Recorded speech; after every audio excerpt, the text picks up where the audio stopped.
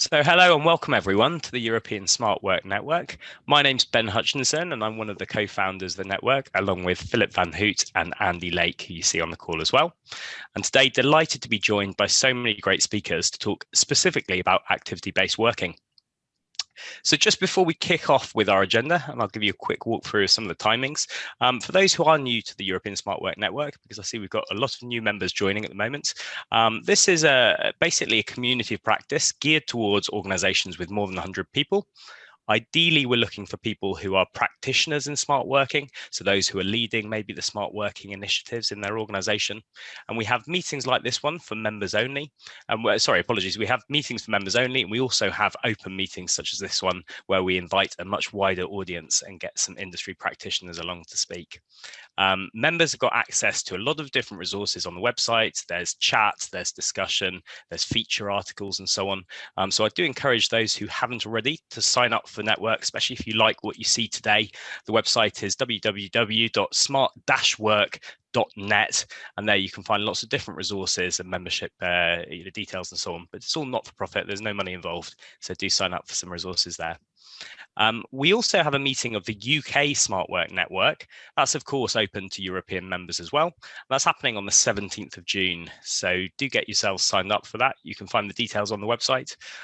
We'll have a presentation there from the UK Communications Regulator, Ofcom, and a workshop on the future workplace, which might well appeal to those who are interested in activity-based working. So those of you today. We also have country leads. So there's someone nominated for each European country to represent that country, that entity. So if you're not sure who your country lead is, do get in touch with us and we can put you in touch with them. So as I mentioned, today's meeting is being recorded. So I'm going to move now on to the agenda.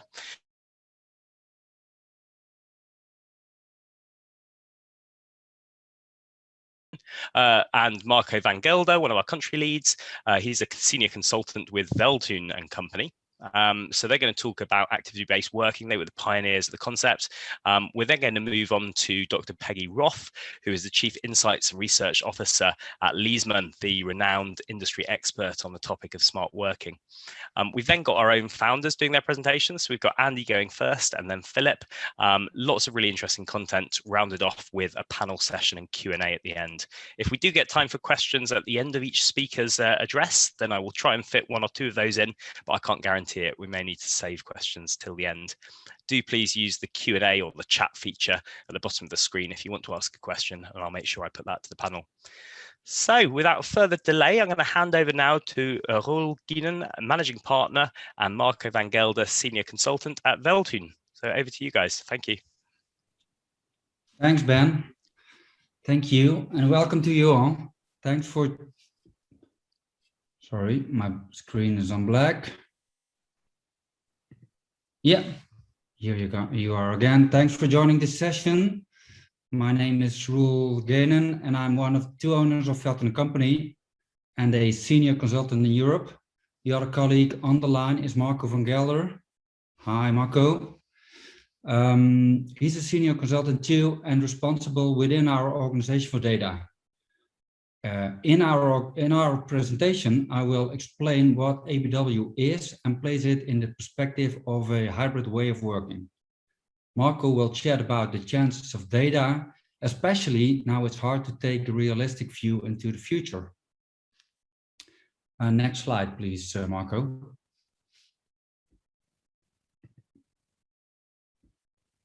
Screen is on black again, but that's no problem. Veldhoen Company is the founder of activity-based working, and we have been working with innovative, forward-thinking organizations on over 600 projects worldwide throughout the last 30 years of history. We are the leading consultancy applying an an activity-based philosophy to co-create organizations' work styles that fully integrate employees' behaviors and team needs with physical settings and digital work systems. And next slide, and maybe next black screen. Yeah, we believe that these impactful processes only will succeed if they are executed in a holistic way or manner. with a handshake of expertise from IT, information management, change management, education, facility management, real estate, and of course the board, with focus and deployed consistent, will help you to make it simple, tangible, and easy to oversee. So it is a handshake, and when it's up to us, always holistic and integral. Marco, next slide, please.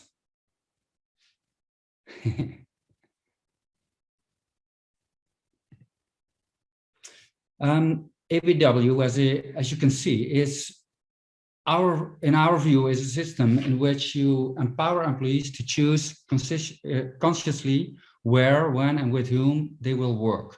So it's about their own choice. In our belief, it's a key ingredient for a hybrid way of working, which combines successful collaboration, better individual choices, and remote management. So please go to the slide with the pendula, Marco. Thanks. So I was informed that this is a session with people from the Smart Working Network, joining digitally real time, and one of the first time with externals. That's exciting also for us. Cautious of the large group that we have today, I would like to invite you to type in the chat what is a question that you bring to the session today. So we have a panel discussion planned for in about an hour, but type in your question if you have something. You can do that during this sessions, during the webinar. And I really do think that we definitely will pick up quite a bit of themes related to a hybrid way of working. So this is not the first webinar that we execute as Veldhoen company in 2021, and it always is about a hybrid way of working. That is the spot-on theme.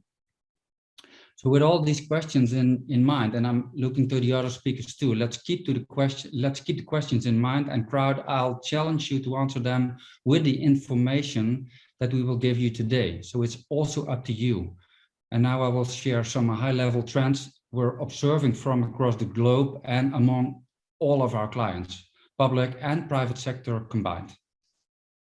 So I guess this slide says it all in terms where we are, says it all where we are coming from and what we are currently facing in terms of the future of work.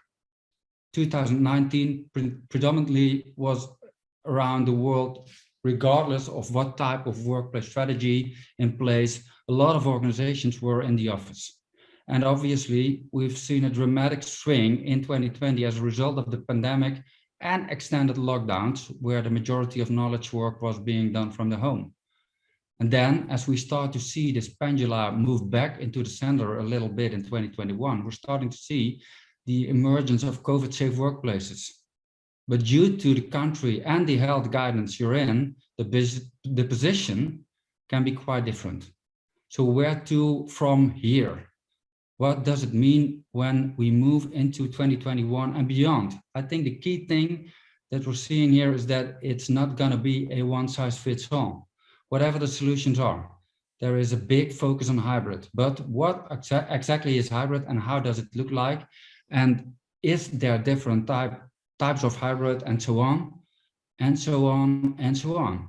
So what is it? And I would say, other than saying we would be making any broad predictions on this at this stage, wouldn't to say that it is very unlikely across board that pendulum is going to swing back to pre-pandemic. So next slide, please. So how would some of the perspectives change? I think there has been and always will be a strong sense about the office and the workplace being the primary focus. I think it's changing and coming more in the mainstream. Probably a message that we've been talking about in Veldhoen some time now is that the workplace is not centrally. It's more about the way you work, especially when the co-working space and the home working space is something to consider.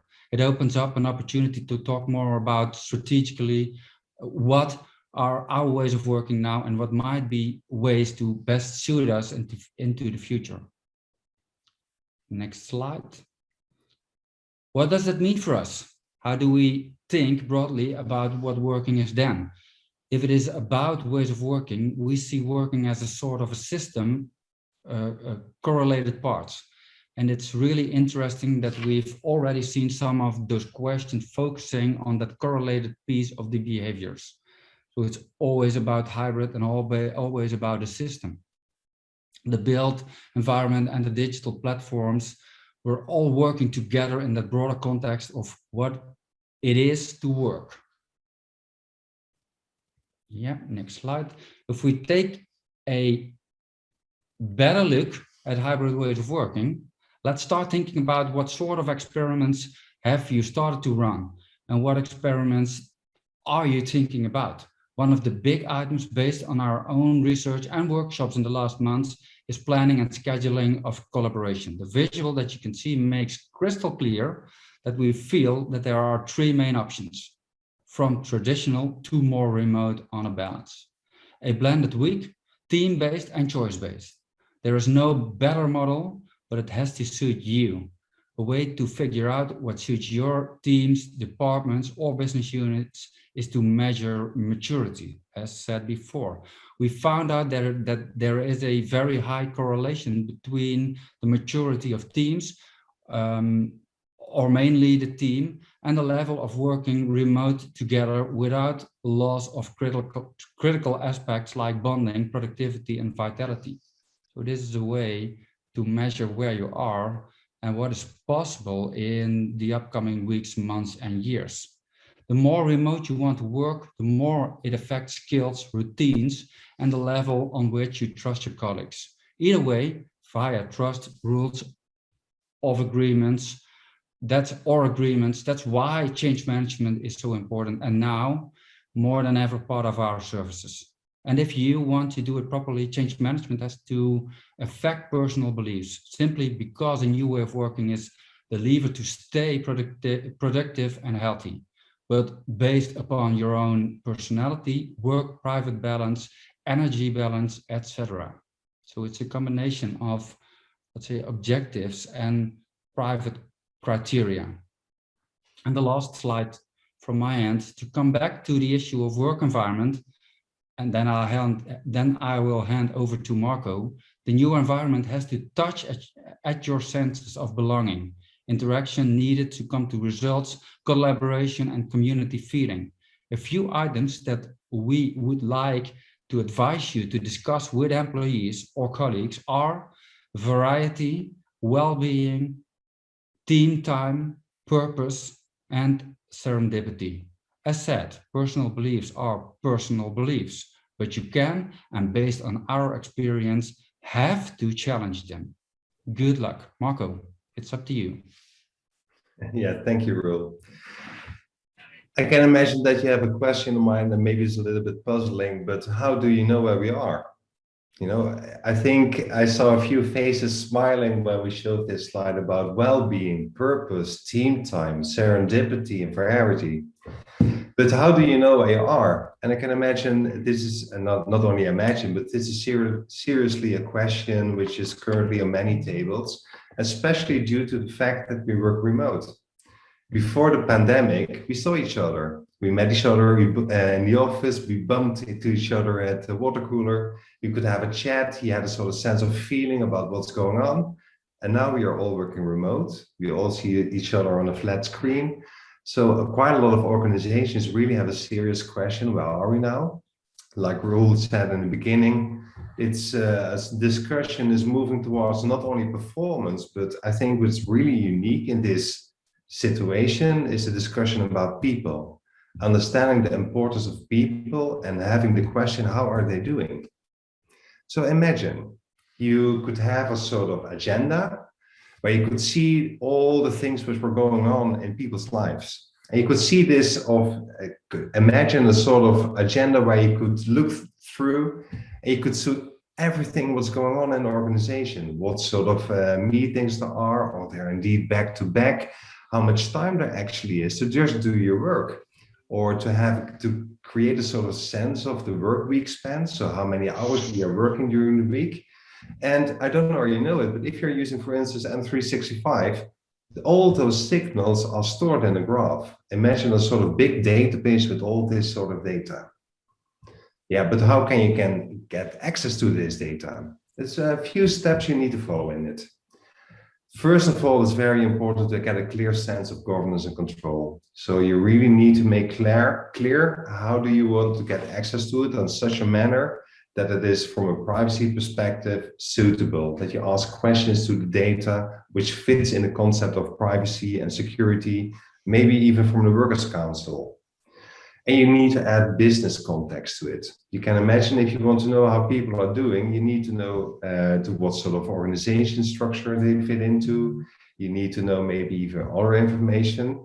But this is a simple way to get access to the data on a privacy savvy way, to add business context, to come to a point of insights and change. To make it even more concrete, where actually are we talking about? We are talking about building a sort of use case, a sort of question we have. And if you look to an organization from a simple perspective, actually it boils down to the fact that we, as an organization, we want to create a result on the left side, and on the right side, we have people. And all those people have competences and opportunity and a motivational set, which needs to be organized in the middle. It needs to be organized in a workplace, which was previously a physical workplace, which now became a virtual workplace, where we are collaborating together right now, which is being influenced by a management style and by culture. And this gives a sort of sense of what sort of questions do we have. If you want to know how the people are doing on the right side, you can ask questions like, hey, how's the management style actually doing? Or you can ask the question, what sort of culture do we have in the organization? And you can even ask the question, how did the culture actually change over time? Maybe you want to compare it even pre-COVID and the current situation to really understand how working remote really impacts the culture and the way of working. We did with quite a lot of clients we engaged, and we really looked into this data and tried to understand what is really going on. So this is not based on survey data, this is really based on objective data to really understand what has been changed. And I want to share a few things with you. First of all, the communication patterns have been changed. So there are a few things that are really good observable. One of it is that the increased communications really caused an increase of the workday span. So that means the starting moment, the moment in the day people start to work up till the end, that moment really expanded, not only during the day, but also during the week, because we need to organize everything. So all the moments we normally bumped into people, and that are people which are important to our work, we need to organize now. All of these communication patterns are being plotted in our agenda, which as a result increase the workday span. We also see, if we compare it to people who have experience in working remote versus people who don't have experience in working remote, that there is a totally difference in the amount of time they need to get their work done. So you really see that people who have the advantage to work remote are much more used to organize things remote, and they are much more effective in doing that.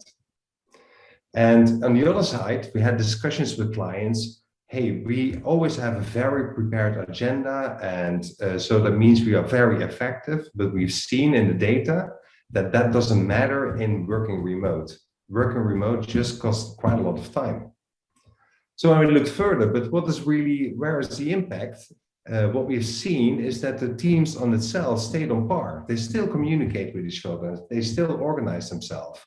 But the price is being paid by a reduced quality of the network in the distant areas. So that means the people who are further away, you have less time to really engage with them.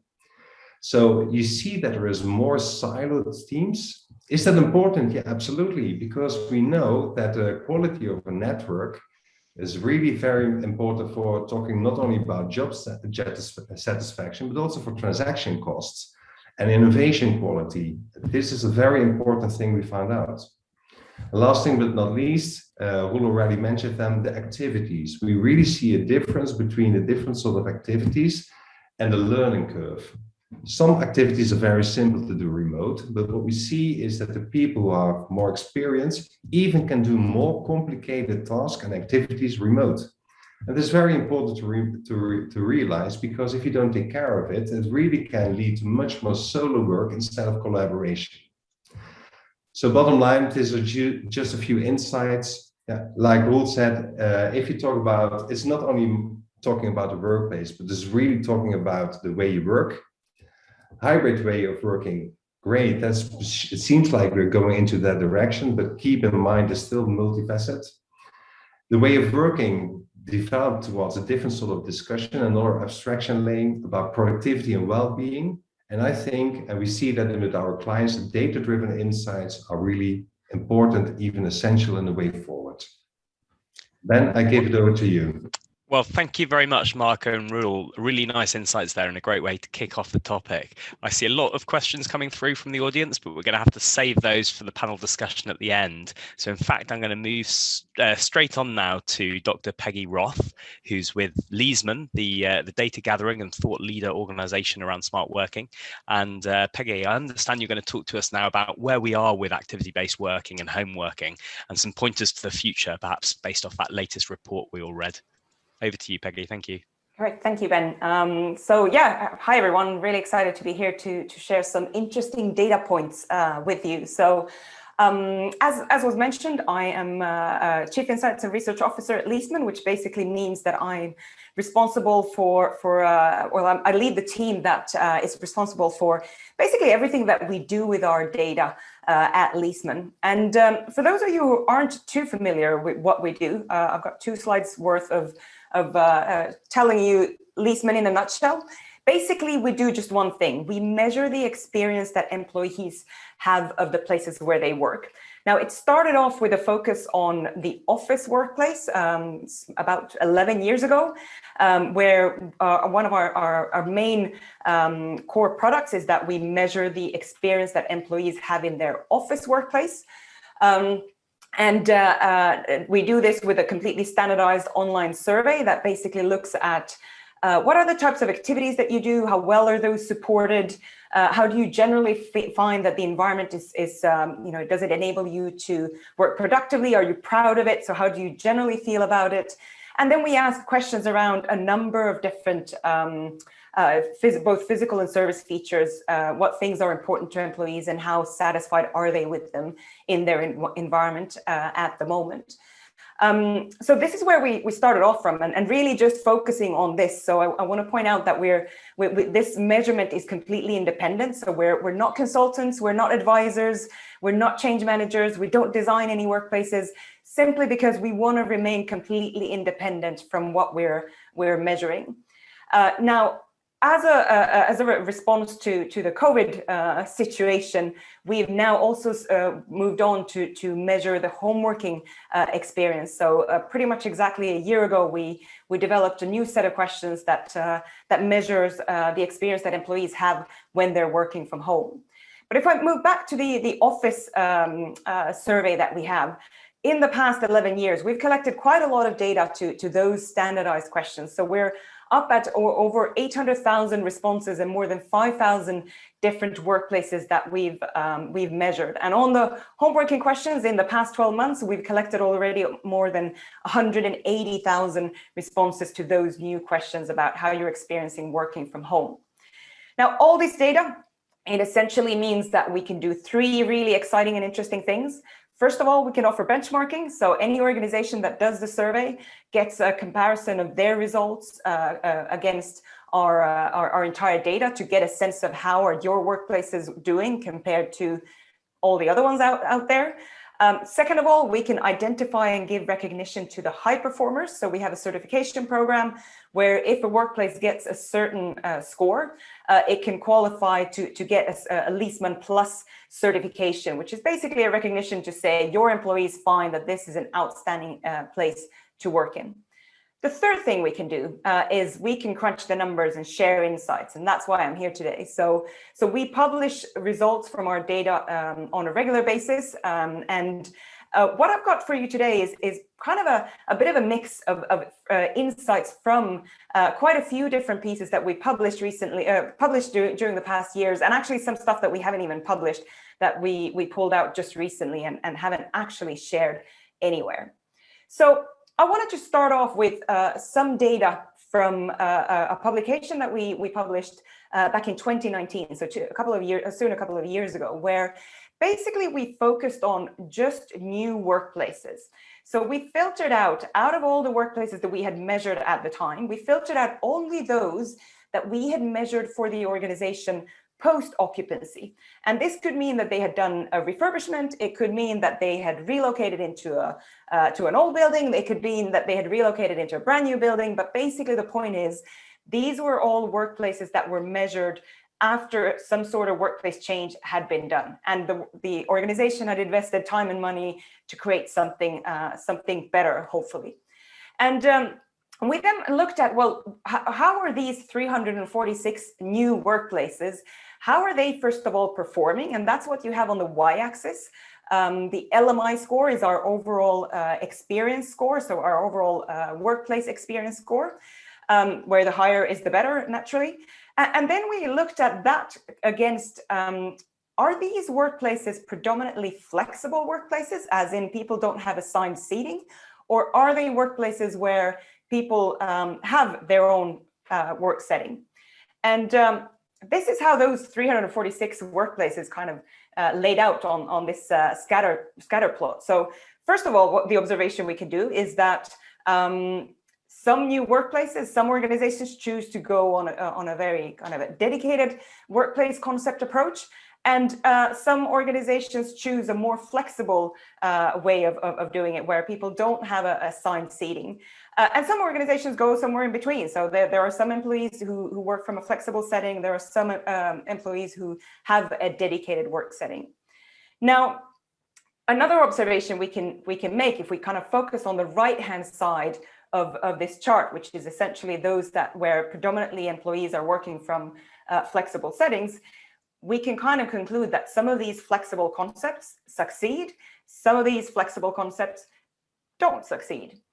So moving on then, something that we looked at just really recently is we looked now at basically the data that we had collected pre-pandemic, and then at this point we looked at all the workplaces basically that are predominantly flexible to some extent, where employees don't have dedicated workstations.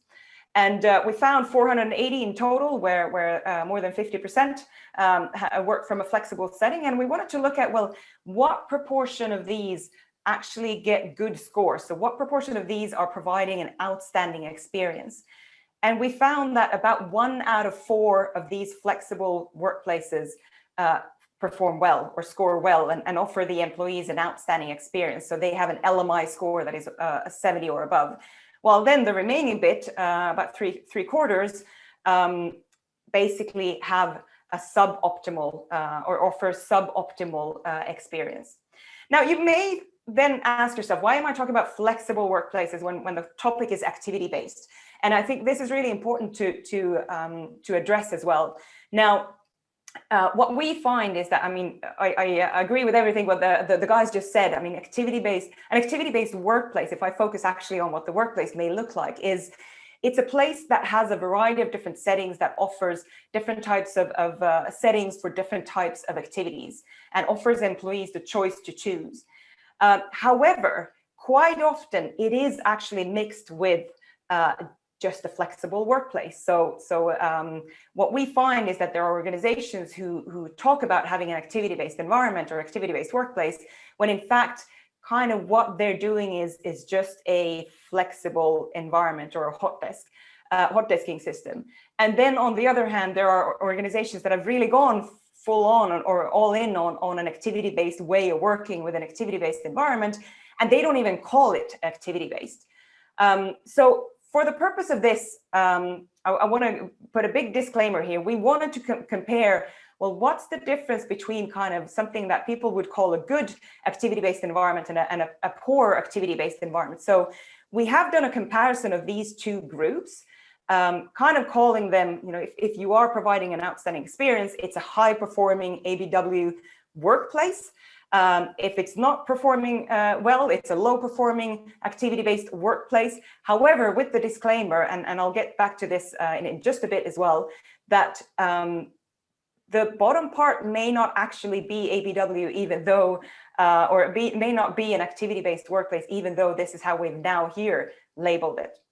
So let's have a look at what's the difference between these two groups. So the workplaces that got outstanding scores and that are flexible, and the ones that are flexible but got lower scores. We looked at one of our key questions in the survey, which is the one about, does your workplace enable you to work productively? And we've compared both the high performing and low performing ABW, and then also against the Leesman Plus, the outstanding workplaces, and against our entire database. And this is what the results look like. So the high performing ABWs, 80% of employees say my workplace enables me to work productively. The low performing ones, only 55% say that. And that's even lower than the entire database. So that's basically lower than even the average workplace around the world. Now, to come back to that, well, what's the difference? And are the low performing ones, are they actually ABW? I think we find a bit of an answer in this.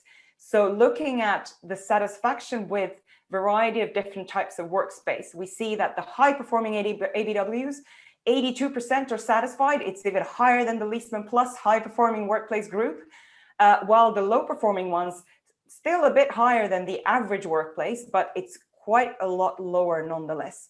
So I think what we can actually argue is that what we have here labeled low performing activity-based workplace, it's probably not even ABW at all. It's probably just a hot desking environment where basically you don't have a dedicated workstation. So variety of different settings is very much key. Another thing that is based on our data very much key, and this is something that we published already actually back in 2017, where we looked at basically the behavior and how you're utilizing the environment. And we do that based on a question in the survey where we ask about your internal mobility. How are you utilizing the environment that you have available to you? Where profile number one are basically the ones who say, I do all my activities at one setting, rarely use anything else. Profile number 4 is the most mobile one, who use multiple settings in the environment. And if we then look at in what we had identified at the time when this research was published, the nearly 25,000 employees in over 90 different workplaces, we saw a very, very clear pattern in that the more you're mobile, the more you're actually utilizing the environment as it's intended, the better your experience. So the higher your LMI experience score. Same thing on productivity, very clear pattern here, where there's almost a 20-point difference between those who are using just one setting compared to those who are actually using the environment in. How were the employees distributed across these profiles? And we see very clearly that even in these environments, basically the majority are still not kind of changing their behaviors in a way that will actually give them most benefit out of that activity-based workplace concept and that environment. Now, moving on then to just give you a few insights from our homeworking data that I mentioned. We have about 180,000 responses on how employees are experiencing homeworking. And I think this is really relevant for any organization to understand when we're thinking forward of how we're going to work in the future. Now, generally, we can say that the experience working from home has been, on average, actually quite outstanding. And if we compare the average office to the average home office, essentially, so on the 21 activities that we ask about in the survey, how well are those supported? And we can compare what scores we've received for the home environments and what scores we've received for the office environment. We see that actually the average home that was designed for living is better at supporting work, better than the average office that was actually designed for working. So on average, really, home has been doing pretty well, and it's kind of better at supporting most things compared to the average workplace. And what that looks like in terms of outcomes, if we look at that productivity question that I mentioned, basically 83% of employees at home say that the home environment enables them to work productively, compared to a much lower number in the average office. And again, if we then bring in that high-performing ABW score next to that, we see that the comparison there is completely different. And this is really something that we need to keep in mind, that employees have a new benchmark now. They're looking at the office environment with it through completely new lenses, because they've had a new experience. Now, pre-COVID, 50% of employees said that they never worked from home. So basically 1 out of 2 employees in doing knowledge work did not work from home. Now, all of these employees, or most of these employees, have actually tried it. And on average, they have probably had quite a good experience. So when we've asked employees, how do you see yourself working? Like, how much do you see yourself being back in the office in the future? We see that it's only about 15% who say that they see themselves being back pretty much full time. And the entire distribution looks like this. So we've got even 37% of employees saying, I'm only going to go back to the office about 0 to 1 day a week or so. Now, it's important to note, though, that these are numbers collected from, as you can see in the bottom left, from nearly 50,000 responses. And the experience is very different. And one of the things that impacts on this is, first of all, the office experience. If you have a good office waiting for you, we've seen very clear correlations in whether you want to come back or not. And the other thing that we've seen very clearly is, if you have a poor experience at home, then you're more likely to want to go back to the office quite naturally. So with that, I want to share one more stat, which is about what has really been the biggest driver of the home working experience. And out of all the things that we've looked at, the demographics and role and all so forth, the number one thing that is the strongest driver of what sort of an experience an employee has working from home is actually what sort of setting do they work from when they work from home. So when we look at the overall experience score for home, which is here represented by the HLMI, so the home LMI score, the home overall experience score, we see a very clear difference, especially between those employees who have a room that is dedicated for working, compared to those employees who are just working from the dining table, the kitchen table, or something similar. So we need to be mindful that even though on average home working has been pretty good, it's not great for everyone, and it's nearly 30% of employees who don't have a proper setting to work from when they're working from home. So it's all of these things that we really need to think about when we think about kind of what's happening going forward. So really 3 questions that I kind of throw at you to think about for your organizations. First of all, I think all organizations need to determine what's the purpose of the office for the organization going forward. What do you need the office for? You need to understand what kind of experience does your employees have of, well, first of all, their home environment. What sort of experience is the office actually offering them? Because if it's not offering an experience that is attractive, then they're not going to want to go back to that, because they have something else that is supporting them better. And also ask yourself, how are you ensuring that that basically the new expectations that the employees have as a result of having had a fairly good experience working from home, how are you meeting those expectations? So are you ready for basically what lies ahead? Make sure that you can answer those questions within your organization. And with that, I say thank you. Peggie, thank you very much. And thank you for some interesting stats there. It's a bit scary, actually, how many people actually have a suboptimal experience in their workplace. So some very interesting takeaways there. Very much appreciated. Again, we'd love to come back to you with some further questions during the panel chats. But in the interest of time for now, I'm going to move us on to Andy's section. It's a bit like cabaret today, isn't it, guys? It's quite fast moving. So over to Andy Lake, our co-founder. So Andy also founded flexibility.co.uk, and he's been advising on smart working since the mid-1990s, so very experienced in the field. And he's going to talk to us about his hypothesis that actually organizations need to treat all working locations as equal rather than focusing solely on the workplace itself, the formal workplace. So Andy, over to you. Well, thank you very much, Ben. I'll just share my screen now, which hopefully you can see. Perfect, yeah. Put into full screen. Yeah. So, yeah, first of all, just like to say a little bit about myself from beyond what Ben said. I spend about half my time working with organizations, advising them, and the other half is research and writing. There's a smart working handbook there. I've got a management book, Smart Flexibility, which you're welcome to find out about on the flexibility website, which you see at the bottom of the page. I'm going to start off with some further reading for you. Normally put this at the end, but there's a couple of articles you might like to read to get further into this issue. And I wrote an article for Work and Place, which is in the current edition, and it's got the snappy title of The Emerging Infrastructure of Work and Why the Workplace Industry Needs to Think Outside Its Ever-Shrinking Boxes. And there's some other articles on the flexibility website as well about thinking, what's the office for? What's the home for? How are these going to change?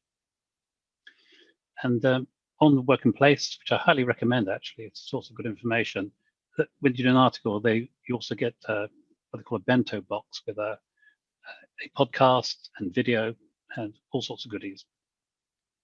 So I wrote the article because I was getting a bit depressed by the what I see as being the inherent conservatism of this kind of continual focus on the collective workplace, on where we all get together. And I think it's distorting the concept of hybrid working, which has been around for years, and smart working and agile working, towards what Marco and Roel were talking about as a more traditional version of, you have some teams in on one day and some teams in on another day, and things like that. So I think we need to go beyond that. And one of the reasons is because the world of work is changing very fast. It's been doing it for 30 years or more. And back in the mid-20th century, we were dominated by the old world of work, concentrating things together for economies of scale, collective solutions for everything, for transport, housing, health, and of course work. And you get this separation of home and workplace, or separation of work from everything else in life, and transport to shuffle between them. Now, that had value at the time, but the office has very much developed on that kind of basis. You concentrate your people and resources, paper sent around in vacuum tubes and things like this. And that mindset, that model, has carried forward into the digital age. And we're at a stage now where it's not a completely new world, but it's a world in transition. There's trends to decentralization, which is often more efficient, moving work to people in many cases. And we have digitization, channel shift, moving physical to online, new platforms for work, all kinds of new possibilities. And I think there's 5 particular trajectories of change which are making a difference. There's social change, so many more women in work, people living longer and needing to work for longer, and what I call the democratization of aspiration, getting a more diverse society and having access to work for all people. Flexible working, which has come along with it, there's a big trend, but which can be a bit limiting as well in the traditional sense, where you apply for a different pattern of work from the default normal. Digitization, well, we've heard a bit about that already, but the dematerialization of things is making a big difference.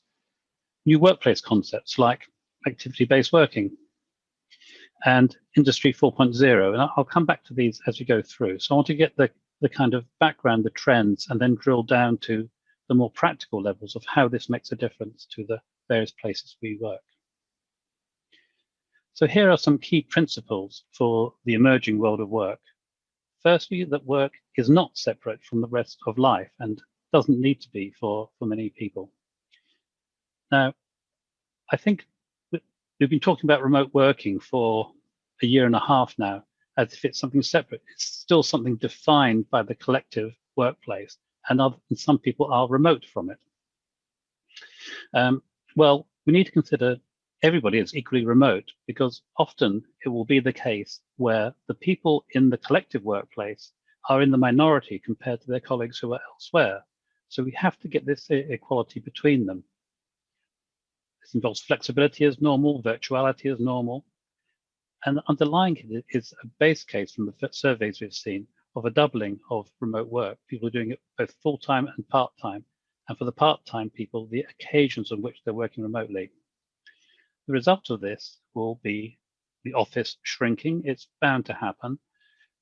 But the workplace beyond the workplace grows. And are we really thinking about the nature of the workplace beyond the workplace? So we need to support people wherever they're working. And for organizations, I think this means in the workplace, more like a hospitality approach to facilities management and IT. But having that as an integrated service, reaching out to wherever people are working. So here's a figure from the Smart Working Handbook, and it's looking at all the spaces in which people can work. This kind of activity-based workspaces down the bottom, all the different kinds of settings in the office, but also the hands-on work, which people tend to forget about, which I'll come to later. That's replicated amongst in different parts of the organization, in remote, in other settings, other offices they may have. And then you've got third-party sites, public sites, and personal sites. And ideally, although it doesn't always work, these are all linked together in the virtual workplace. So you should have a seamless connection between all parts wherever people are working. How's this going to evolve in the new world of work? Well, I think for the workplace, we're going to see much more in the way of provision, or we should be seeing more in the way of provision, of places where people can just jump on an ad hoc call. We don't want lots of formal meeting rooms because we're tired of all that. We need to rethink meetings altogether and have far fewer of them, but more of the ad hoc and dynamic conversations. A lot of organizations are looking at rotas for getting teams in, this team in on Monday, this team on a Tuesday, try and ration the desk space. You need to stop thinking about desks really, and spaces, and look at the spaces overall, and perhaps team multi-purpose event spaces for when organizations come in, they can colonize this space. Maybe it's once or twice a month, you all get together and you don't need to reserve a desk or anything, it's all there.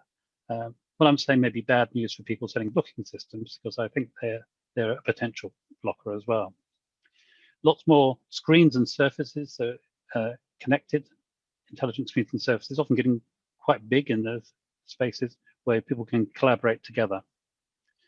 You need more in reconfigurability of spaces.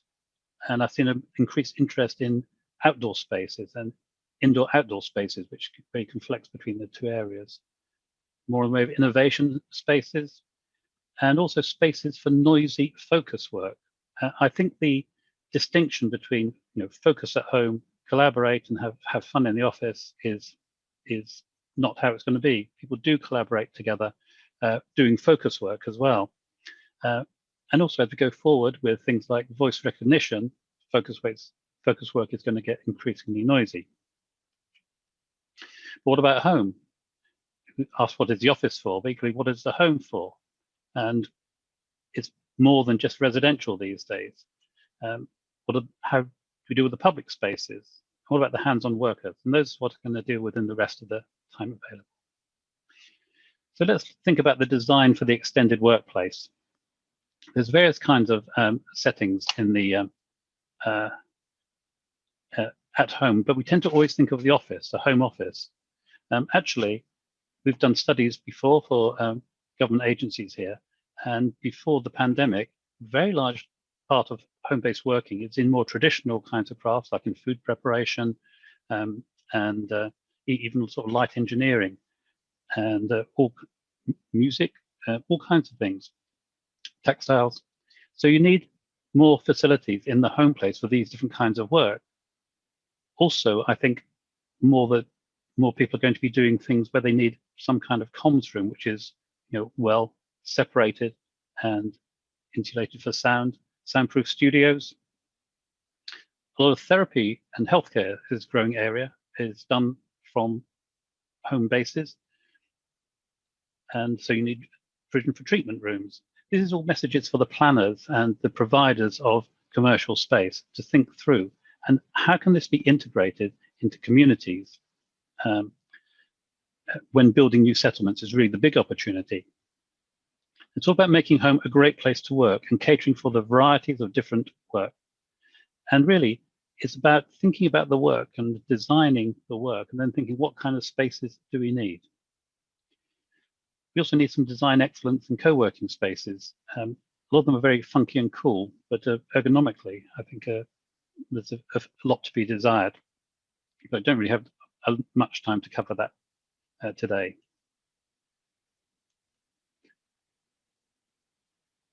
Moving on, hands-on workers. I think we need a reality check a little bit about the numbers of people who want to work from home, because a lot of the surveys, online surveys are done, are dominated by people who are knowledge workers, office workers.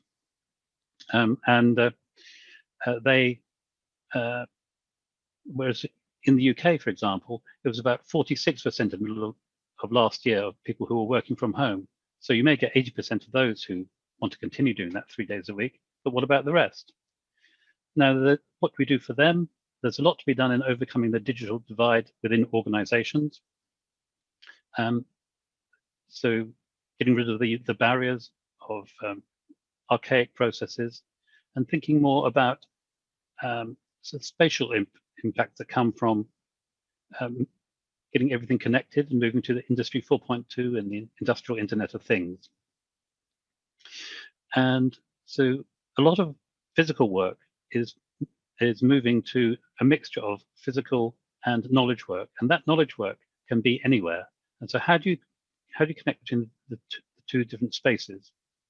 The other area of flexibility for people in hands-on role is more around time-based flexibility. So I'm just going to wind up with some final thoughts now. First of all, we need to embrace the future rather than tweak the past.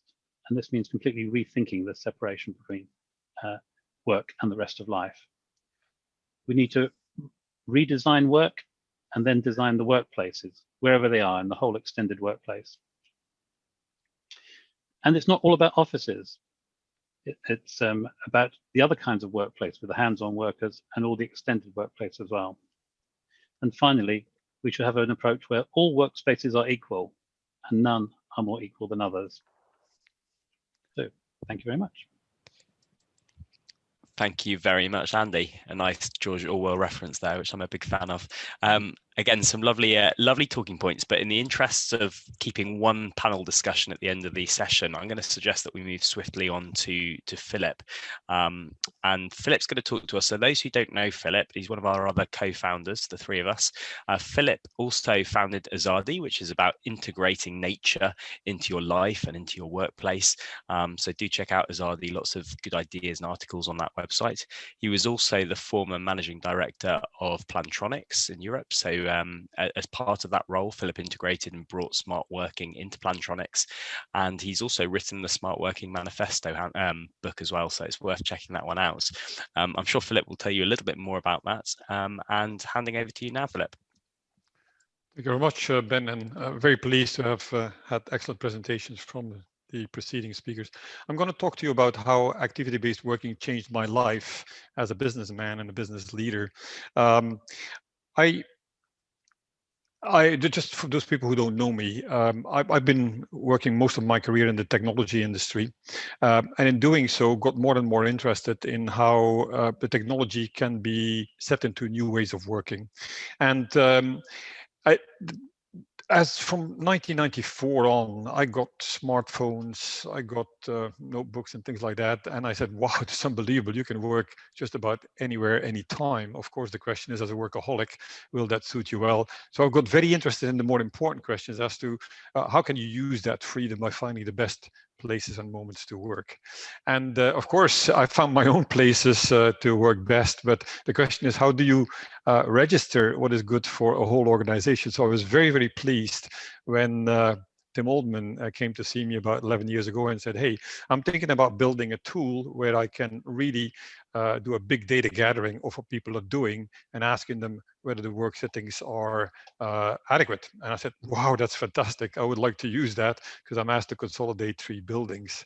I applied it, and out of that came a very, very major finding, which is that the acoustics in the organization were very, very poor.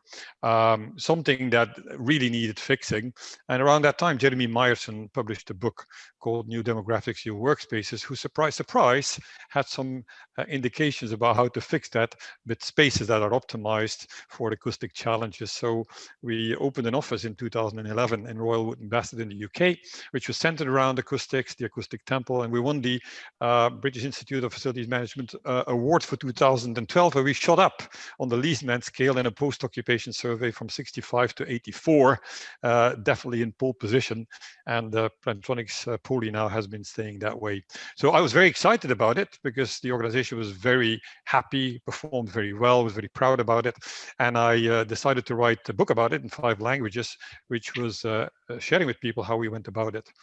Now, I was slightly shocked when I had the pleasure of reading the thesis of Jan Gerard Groendervanger. He's on the webinar today, which did a doctorate study on the topic. And actually out of that came some very poor findings, as already illustrated also by Peggy, which is that it's not because you have a variety in office spaces that people actually are using it well. So I concluded for myself that activity-based working, unfortunately, is poorly understood and poorly applied. I'd like to help by sharing how I look at activity-based working. It's something that has built up over 15 years. Let's start with a definition.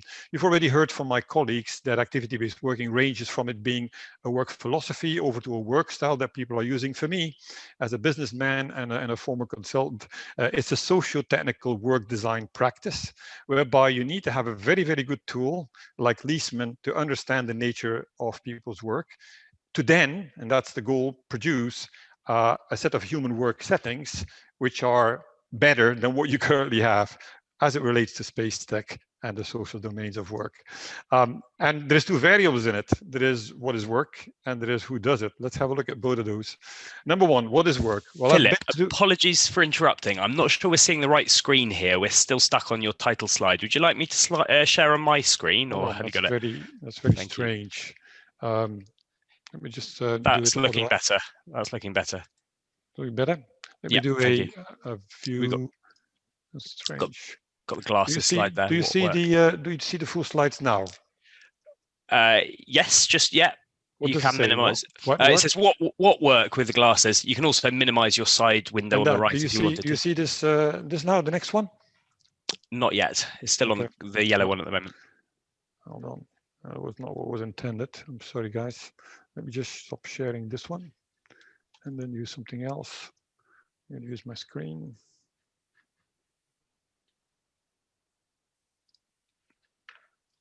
Use it from the desktop. Apologies for everybody. Does everybody see that now? Yeah, we've got the triangle slide there. What level of activities? Yeah, I'm going to put it on full screen. You still see it now? Yeah, perfect. Thanks, Philip. That's perfect. Thanks for notifying me, Ben. I started by looking at activities at the behavior level with 7 productive behaviors. Then Leesman introduced 21 activities. Professor Myerson was talking about 4 styles.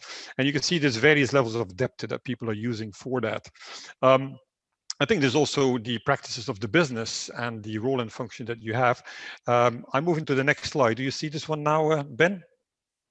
Yes, we do. Thank you. It's perfect. Fantastic. So we're working from the desk. So for me, the know-how work is really split up in 4 parts. There is the authoring, where you do your proverbial homework in good concentration settings. After that, you share that with other people, hopefully on an impactful stage. After that is done, you start to work around this. And what we tend to forget is that, particularly in virtual environments, this is so exhausting that you also need to energize. So these are, for me, the 4 key areas. All of these are massively challenged at this very moment. Why? Because through many things, technology and others, even workspaces, it's very hard to be concentrated in a distracted world. Yeah. At the same time, a lot of people are struggling with meetings because meetings in the face-to-face era was still a challenge. Well, guess what? It's even more challenging, and people are getting exhausted with meetings. And then let's face it, not a lot of people are good at presenting and sharing things, because this is all about selling, and you've got to do that with impact. And last but not least, even on the energizing part, energizing with most companies is not considered part of working. You're supposed to be energized coming in and stay energized for the whole day. So those are the kind of things that I look at when I look at smart working and activity-based working. So the next question is, well, what about that worker then?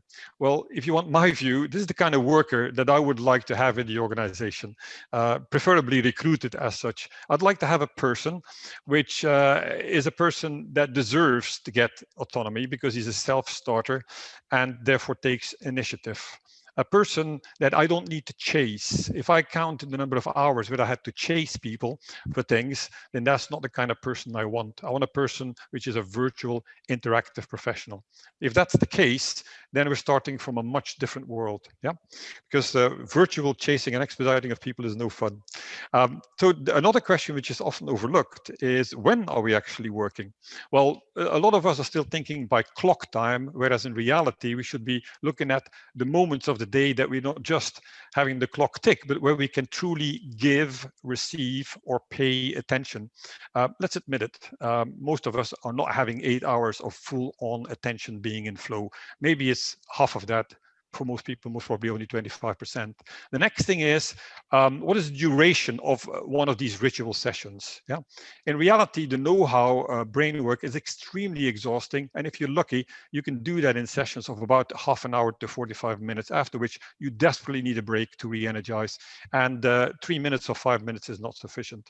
Then the question is, of course, at what time do you work? Well, there's a lot said about async working, and that's productive, but for a lot of things, you will have to be synchronous, and that's not easy, because in the day of virtual working, there is people which want to stick with the old 9-to-5 boundary setting, and others which are integrators and working at times that most of you would not work, but you need to agree at what time you're going to be available. So what about the work settings there? What about not just the when, but the where? And rather than walking through it all, I would like to give it a report card as I see it currently through the lens of Leesman. Number one, let's have a look at the physical settings, the offices and the homes that we are working on. This is, and by the way, there's a lot of people which are blending words like locations, places, and spaces. For me, it all started off with office, mobile, and home, but there's other areas. I remember being said by mentors, if you spend time at home or in the office, your customer is not going to pay for it, so better to be with the customer. A lot of mentors also told me it's better to hide, because then you can at least concentrate and do something, because in the office, you're going to be disturbed a lot. But the key thing is in the middle. No matter what these locations are, you need to have areas which allow for concentration, communication, collaboration, and contemplation, as Meyerson explained already more than a decade ago. Now, if we look at the offices, and Peggie didn't share that, but I'm not afraid to share it, the average office is really, really poor. Look at this, right? 1 out of 3 people appreciates temperature control, noise levels worse, air quality 45%, quiet rooms. This is absolutely awful. Are we surprised that people don't want to go back to the office? Because even this is the average, even of the best performing companies. Come on, guys. If you have a facilities manager that gets that record back, you're going to wonder if you need that person to continue. Now, so therefore, what is missing, lacking in most of these workspaces, be it at home or in the office, is we have to pay attention to the human dimensions: acoustics, nature, and well-being. Now, on acoustics, all this stuff is known for a long time. And thanks to Professor Theo Kampernolle, professor in psychology, he said that actually the open office is the number 5 in a series of brain chains. And he is absolutely not understanding why the heck we got to landscape offices. There's plenty of things that can help people with that. The Noise Abatement Society in the UK has a quiet mark that helps people, anything from architects to suppliers of materials, to say what they need to be doing. It's all about to be applied, not about questioning it. The next thing is all about nature. This is a quick shout out of what working currently is for most people. Is this natural? No, it is not. We're just the better animal. And in these kind of environments, are we surprised with the lack of nature that we cannot perform well? Here also, the biophilic science has provided scientific evidence, well, even with a lot of empirical studies, that nature offers so much: better creativity, more kindness, relieving of stress, and so forth. And it's not tough to implement that. You have like 7 pairs of ingredients that need to be put into the mix. For those who don't know how to do it, there's a beautiful book by Terrapin called The 14 Patterns of Biophilic Design that basically inspires architects and business managers as to what kind of nature needs to be in your workspace.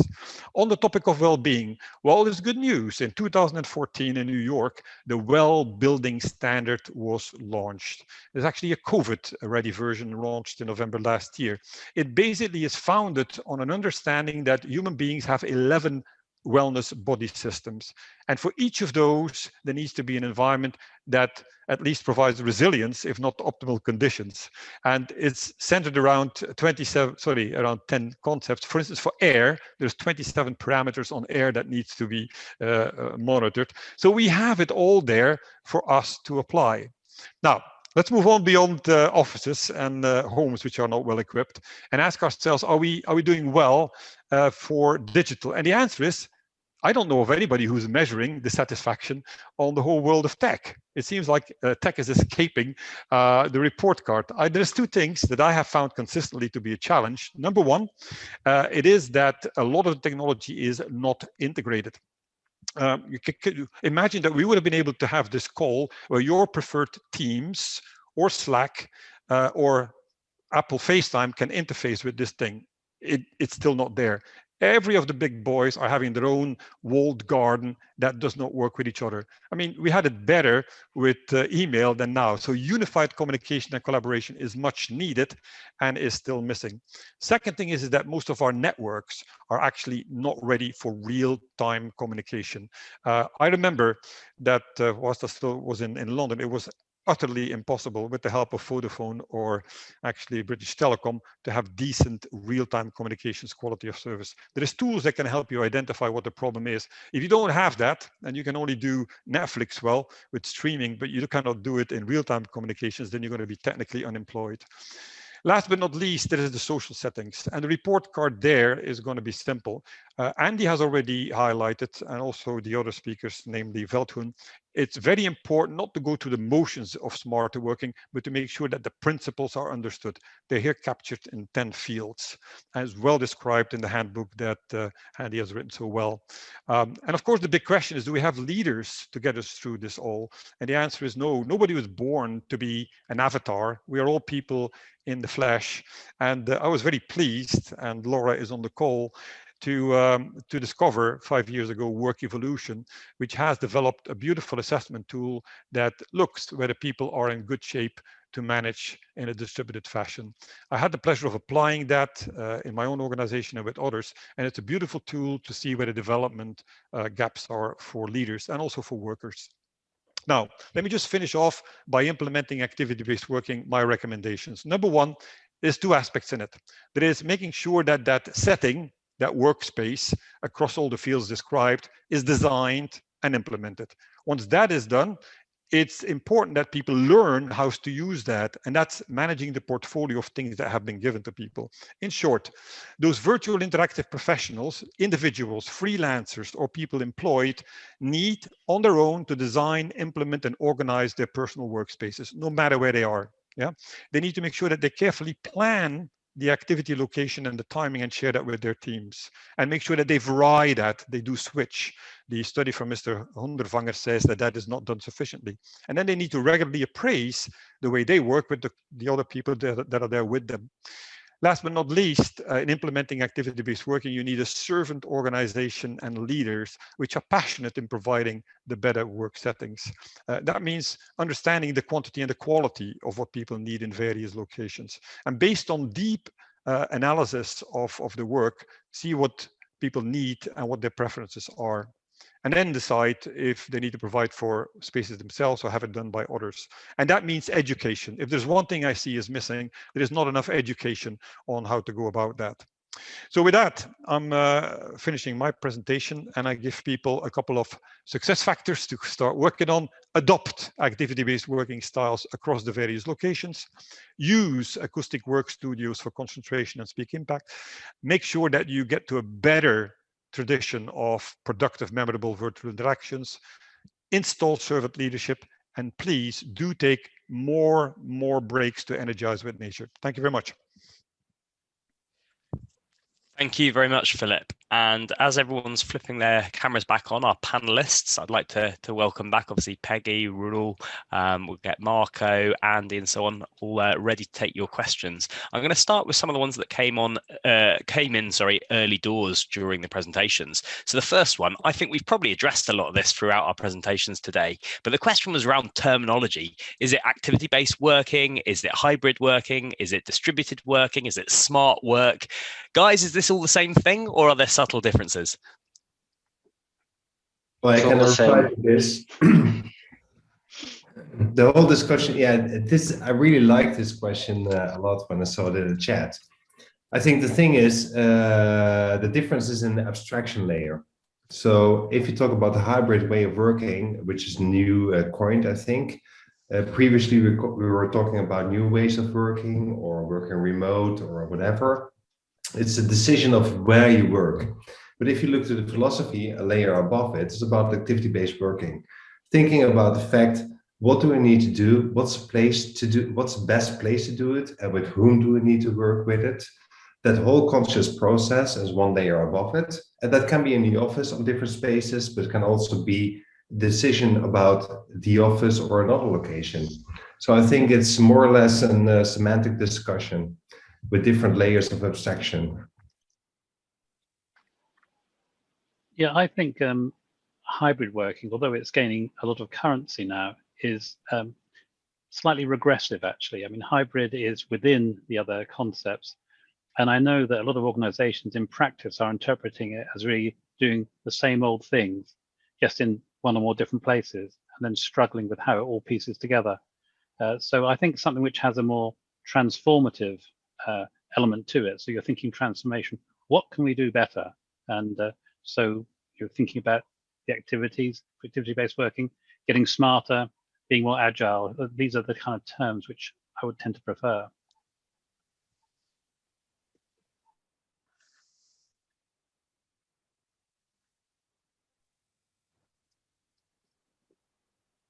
What's your thought, Roel? No, I totally agree to you. It's an abstraction level, but it's all about the conscious choice, and in our view, deploying it in a holistic way. So we've had another interesting question through, and I'm going to put it to all of our panelists because I'd like the different perspectives on this. The question is very broad. It's how do we get people back to the office, and what does the future office look like? Maybe Andy, you could kick us off. Well, I tried to give a bit of a view there. I think that inevitably it will be smaller. And I think we also need to question why we want to get people back to the office. I know some people are really thinking about how can we attract people back, but it's really about thinking through, what are the activities people are doing.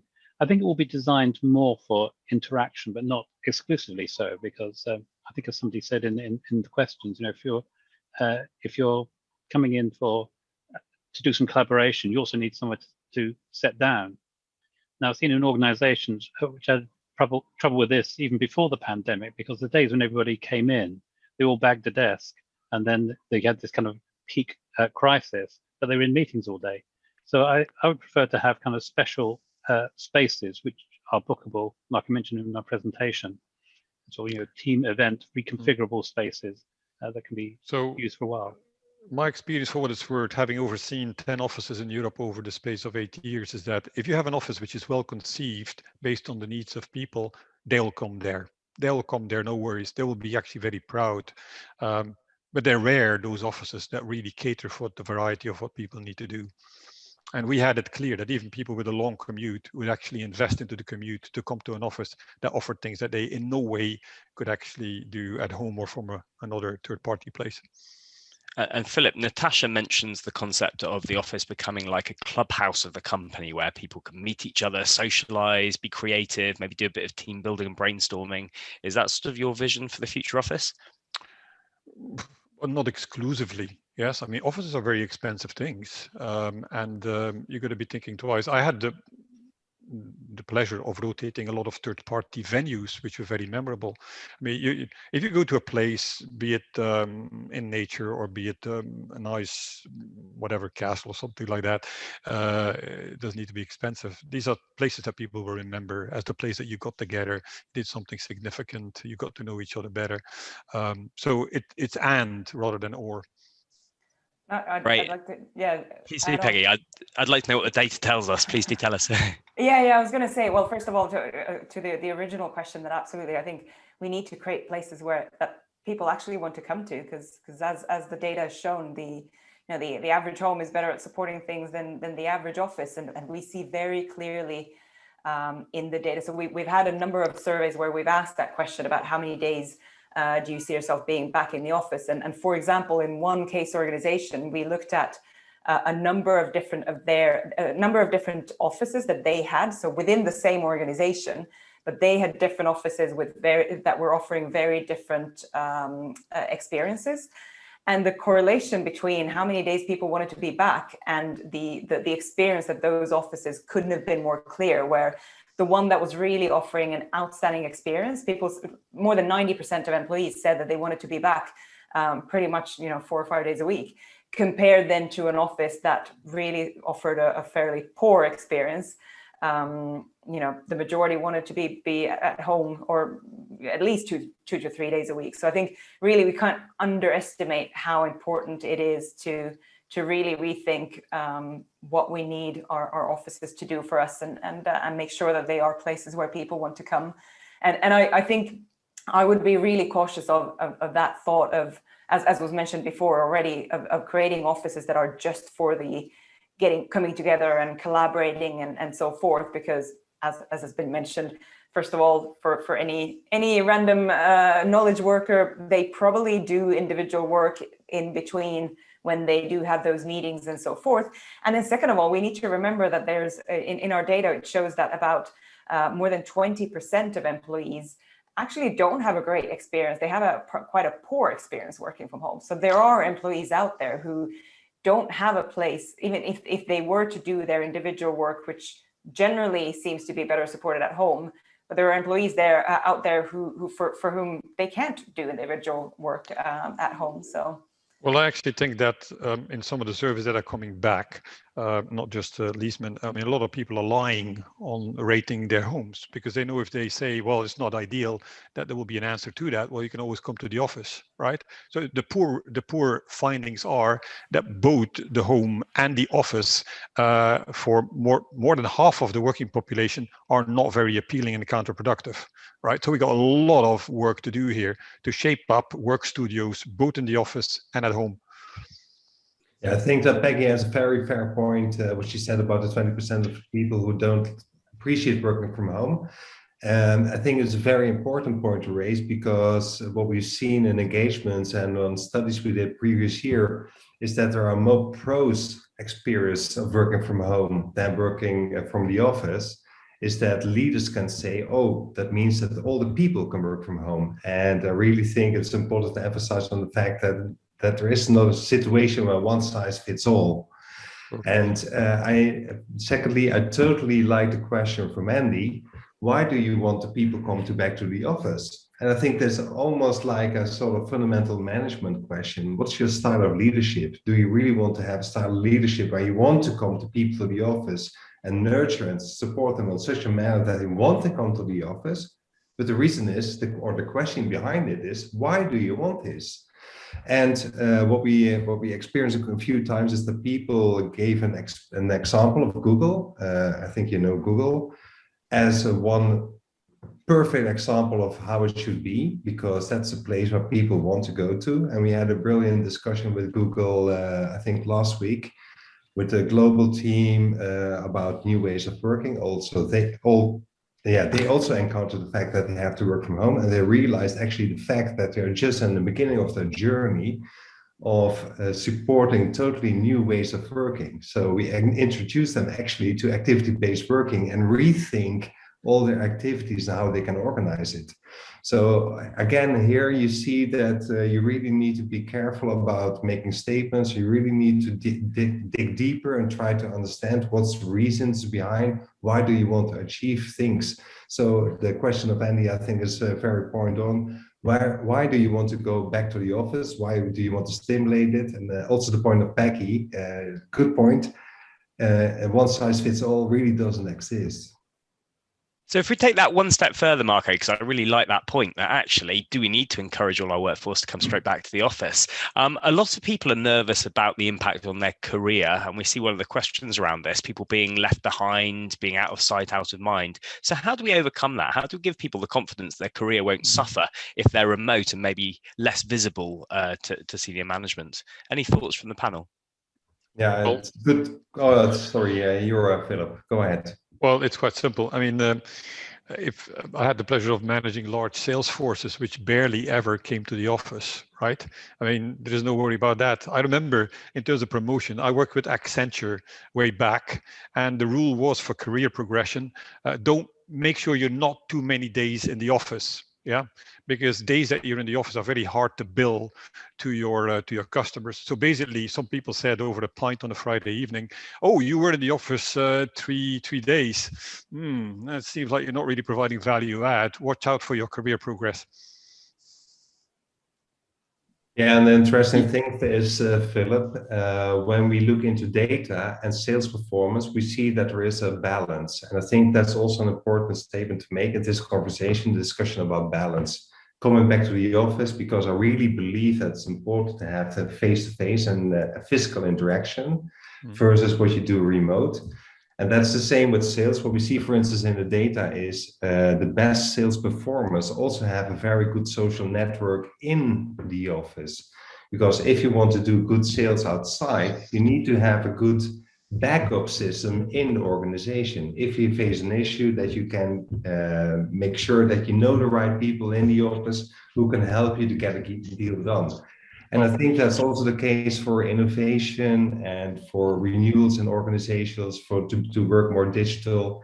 It's all about the balance. And I think that's, if I look to the future, that's the way where we are heading to, finding the balance about what physical interaction is important, the amount of physical interaction that is important, what in the office is important, but also at home, how we can find the balance at home in those expanding working days. And I think it's a very interesting and fascinating journey and a beautiful time frame we're in. But I think from a career progression perspective, I think as long as the leadership style in the organization is right, then you shouldn't be afraid of not getting recognition for what you do. So it's the results that that count and they are recognized. I think the bigger challenge is that if we are all remote, we do see it in the data as well.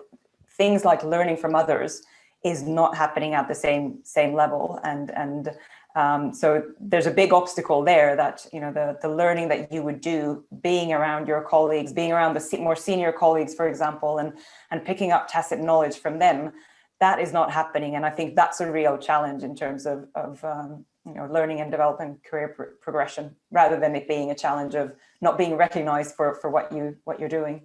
Yeah, I couldn't agree more. True.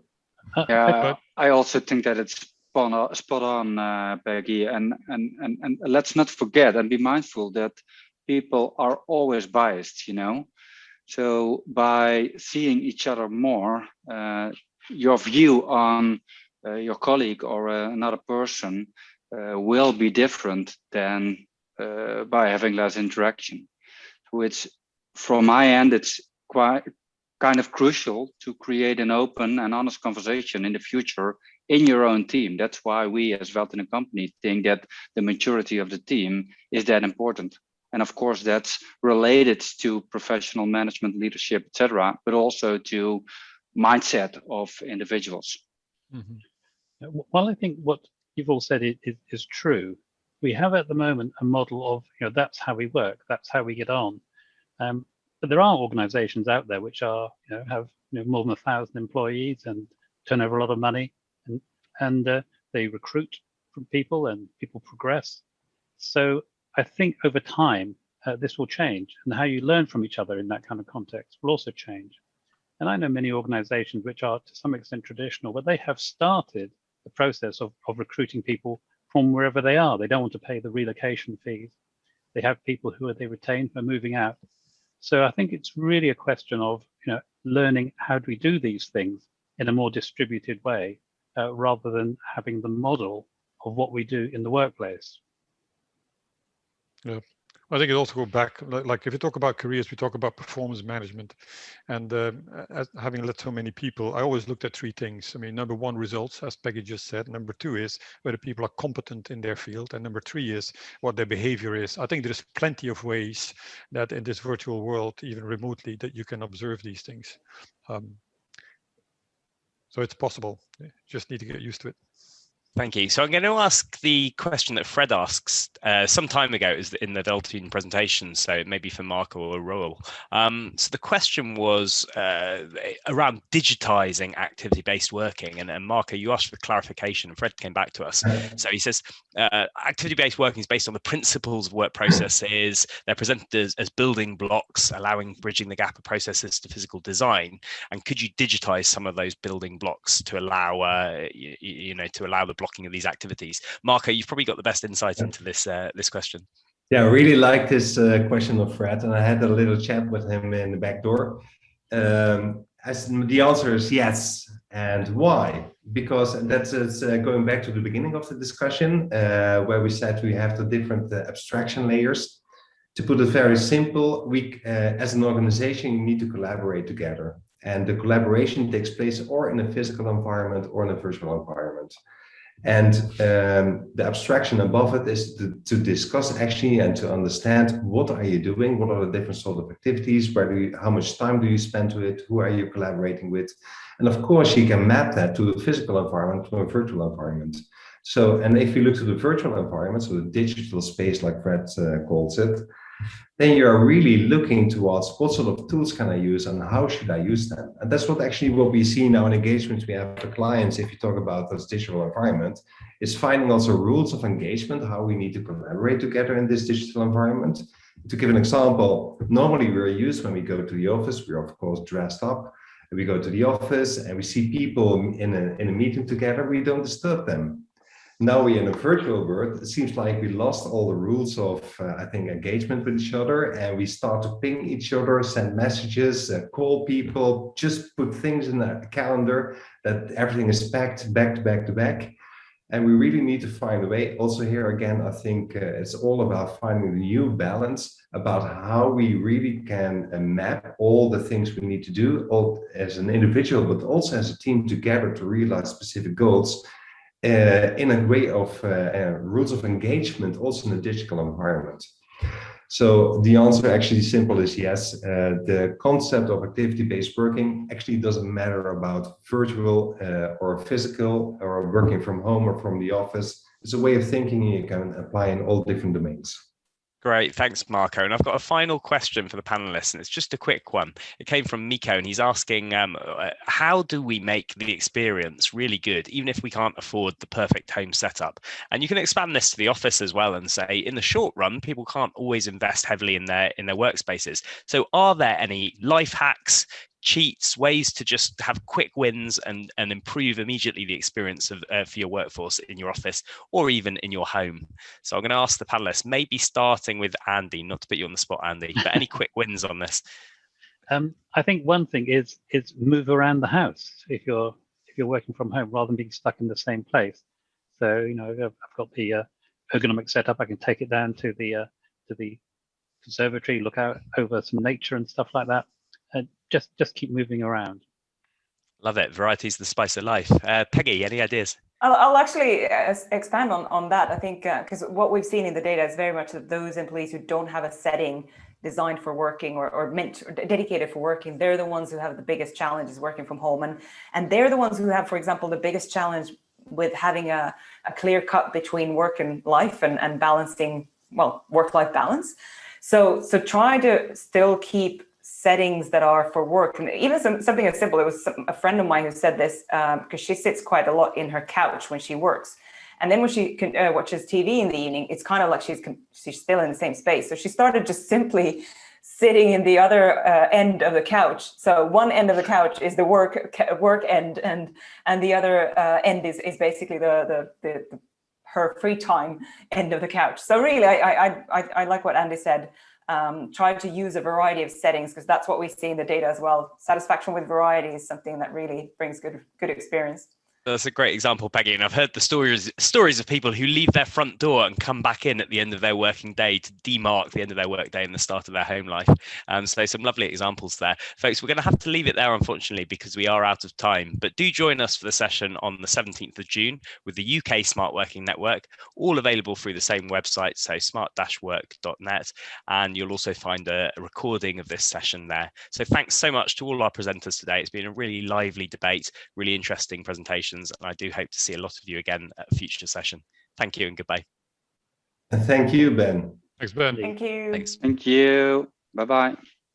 Bye, everyone.